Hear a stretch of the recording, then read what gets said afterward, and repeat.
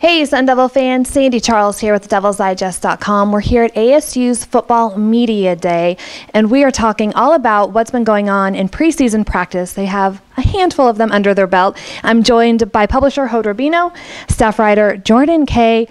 ASU has a little under 3 weeks until their season opener against UTSA September 1st, so let's get right to it, you guys. We're going to start offense. Hod, I'm going to go to you. This is obviously the side of the ball that has the most experience, and one that Coach Herm Edwards says is going to be carrying the team. What have you been seeing out there? Yeah, I think that his expectations for ASU offense to carry the team is definitely right on, because the passing game has been clicking early on in preseason practices, just like he expected it to be. I mean, after all, when you look at the stats, Manny Wilkins, one of the best returning quarterbacks in the Pac-12, if not the best. N'Keal Harry, best wide receiver in the nation, and then you have N'Keal Harry and Kyle Williams, in my opinion, best wide receiver tandem returning in the conference. So I think that absolutely you're seeing what you do expect to see from the offense, and really it's been probably even more the passing game that's really carrying this team than the offense as a whole. But I think the running game, we definitely saw some improvement, I think, over there from the first practice until now. I mean, Eno Benjamin, you can tell that they're not putting too much on his plate. I mean, he is a proven player, and you want to pace himself, especially after coming off a knee injury midway through spring practice. You don't want to put too much on his plate. But Traylon Smith, Brock Sturgis, Isaiah Floyd, I think are really showcasing that this group is going to have good depth. And I think at offensive line, when you're able to get a graduate transfer like Casey Tucker from Stanford, that is definitely a huge addition. Allows Cole Cabral to move to center, and you can see the offensive line really starting to be very, very formidable and really better than last year. So I think on offense, you're seeing all the encouraging signs that you want to see. And again, going back to Herm Edwards' comment, it is definitely going to be a unit that's going to carry the team, and it definitely shows right now in preseason practices that it's capable for standing up to that tall task. Now, Jordan, defense, new defensive staff, new defensive scheme they're trying to roll out. How are these guys coping?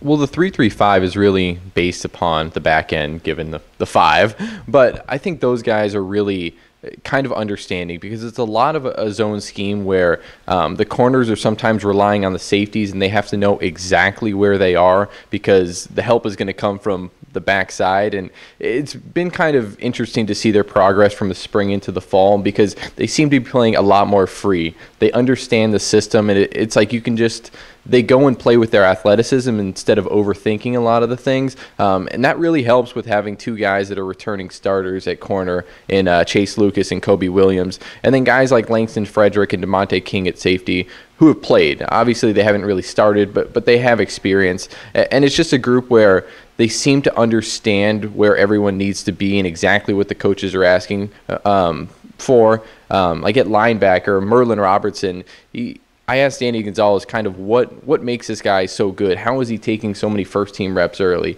I was expecting to hear something about his strength, his speed, and he's like, no, like it's his intelligence. He knows exactly where to be. He has the entire playbook down for all 3 linebacker positions, which is unheard of. So I think that's one of the things where it seems like the smartest guys are the ones that are getting these more first-team reps. J.J. Wilson, another guy who has kind of been up and down, but those first-team reps are coming, and that's because he knows that position better than anyone else on the team. Nick Ralston, another very smart guy. And you just look at kind of this team is playing fast and they're playing smart, and that's what the defense is really in the 3-3-5 is really built upon. Up front, Darius Slade, Shannon Foreman, you got Rennell Wren, Jalen Bates. Those are all fast guys who have been there before. They understand, and I think that's how this defense can have success, is that you're putting the smartest and the fastest guys out on the field, and that's a pretty good combination that usually wins football games. So this next question will be the same for both of you. Hod, for offense, who has surprised you the most? Well, I mean, the 3 players I think that surprised the most on offense, first of all, Alex Lasoya at left guard. And I know some people were surprised to see him take first-team reps in spring practice, but he has definitely earned everything that is coming his way these days, holding down the left guard position where he's battling with Roy Hemsley, another graduate transfer, this time from USC. And Alex Lasoya has definitely been a pleasant surprise, even though maybe we saw the early makings of it in spring practice. But to see him to be at left left guard, and I think right now is probably going to be the starter on September 1st. I think that's a pleasant surprise. I know some people are probably sick of me mentioning the name Brandon Ayuk, but the junior college wide receiver has been absolutely unbelievable, taking advantage of all the reps that he's getting now with both Frank Darby and Terrell Chapman, who we thought are going to be battling for that third starting wide receiver role, are injured. Brandon Ayuk has been taking advantage fully of every chance he gets out there, and that's definitely been a surprise. And maybe we shouldn't be too surprised, because after all, Alabama, believe it or not, was one school that ASU was battling down the stretch to land Brandon Ayuk.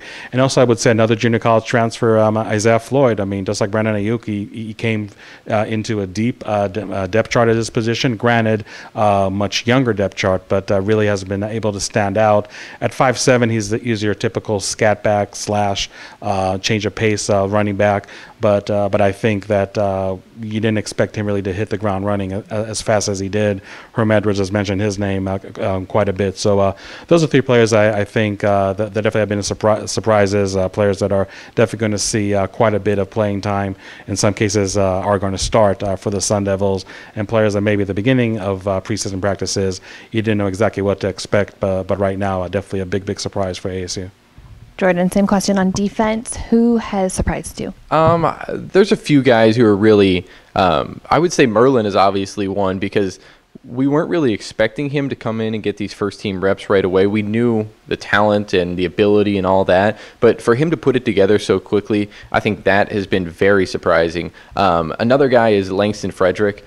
He does have some playing time, but nothing like what he's getting right now. And in this complicated scheme, only being a sophomore and just really understanding where he needs to be, he seems very quick to the ball and just getting kind of in coverages. He seems to know exactly where he needs to be. He's making a lot of plays on the ball. Then another guy I'd say is cornerback Taron Adams. He's been taking more second team reps, but he has been making more plays than I think anyone in that secondary. He's had a pair of interceptions, and coaches just rave about kind of how quickly he's picked this up in this scheme, because in the spring he at times kind of looked lost. There were moments where he would get beat and then not know where he's supposed to be, and coaches would have to talk to him, and I haven't seen any of that this year. It's been more of him showing his athleticism, going and making plays, being in the right places, and I think that's kind of been the most surprising guys that I've seen on defense.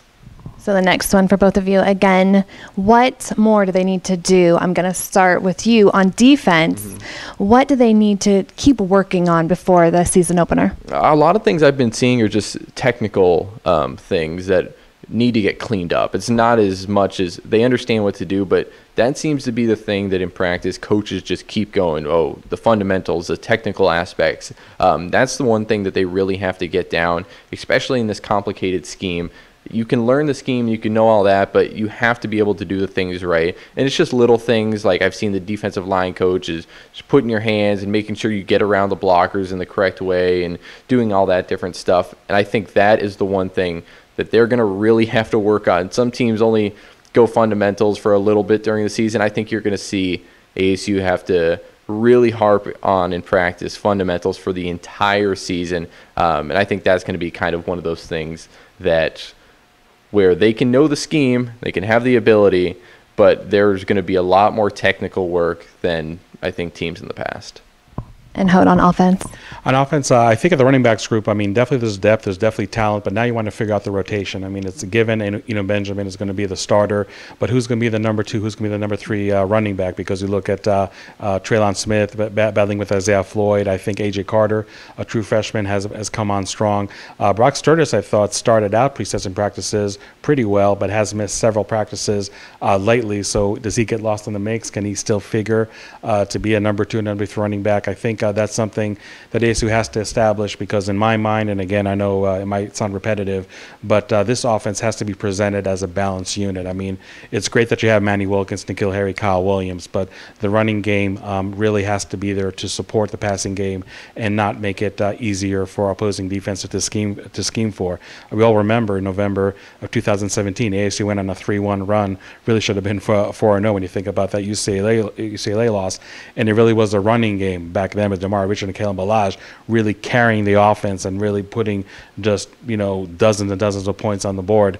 And I truly feel that as talented as ASU's passing game is, only a strong running game, maybe not at the level of last year, but not too much of a drop-off, can really help ASU increase its offensive output. Another aspect is the tight ends. It seems like every offensive coordinator, and there have been a lot lately at Arizona State each and every year, talking about how much they want to get the tight end involved in the offense. I think it's time for, as Herm Edwards says, for the words, for the actions to match your words. And one player I probably should have mentioned as a surprise is Jared Caldwell, actually a walk-on player from Chandler High School, who's lining up at tight end. And just the other day, Rob Likens was singing his praises. And you obviously have C.J. French Love. He told Ralph Amsden a few days ago he wants to be known more than just that miracle catch against Washington that sealed the deal in ASU's most impressive victory in 2017. So there's definitely talent at the tight end. And again, if you're talking about just balancing the load and not putting everything on N'Keal Harry and Kyle Williams, it's not only having a good running game, but also really getting the tight ends more involved in the passing game. We haven't seen it. That much. I'm sure it's something that's sitting in the back of the mind of the coaches. But I think if that is one aspect that can really materialize itself and produce positive results, I think it can make the offense really more complete. And again, just stay away from the notion that ASU is going to live and die by the passing game, because it's going to have other components to support it. Awesome. Thank you so much. For Hoda Rubino, Jordan Kay, I'm Sandy Charles. Keep it locked into DevilsDigest.com for all your preseason coverage. And of course, once the 2018 season starts, keep it right here for all of your coverage. DevilsDigest.com.